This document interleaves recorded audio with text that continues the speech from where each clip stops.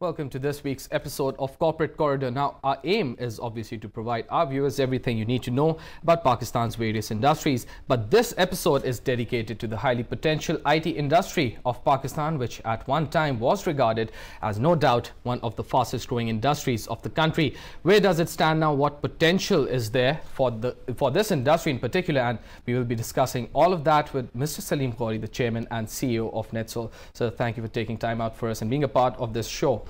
Now, obviously, you have been in this industry for over 30 years. And if we go back in time, 1990 was a period when people and analysts, experts were saying that the country was producing some highly qualified. Obviously, that trend has sort of worn off. What could you attribute that to? Lack of education, lack of proper schools for IT education? There are two things. I think first of all, we have to understand our expectations. Unfortunately, our expectations were too high 10 years ago.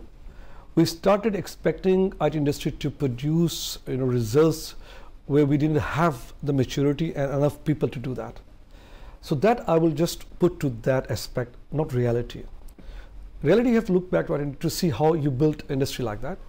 Basically, it is human resource based industry, which takes time to mature. It has an incubation cycle. We have to go through that cycle. We have done that.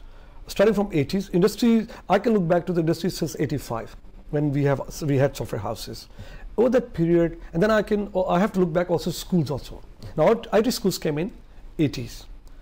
Our schools are 20 years old. Now, that's very young for IT school, or for that matter, any schools at all. But I tell you what's strange, they have done extremely well. In fact, now, today we produce some of the best quality engineers you can compare in the world today. And I say that because we use them in and out. And we use them to develop software and design systems which are exported around the world. And we do send these young people to the world to help the customers.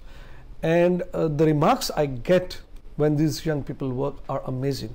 Now, where do we get these? We get these from the same schools we're talking about. So what happened now?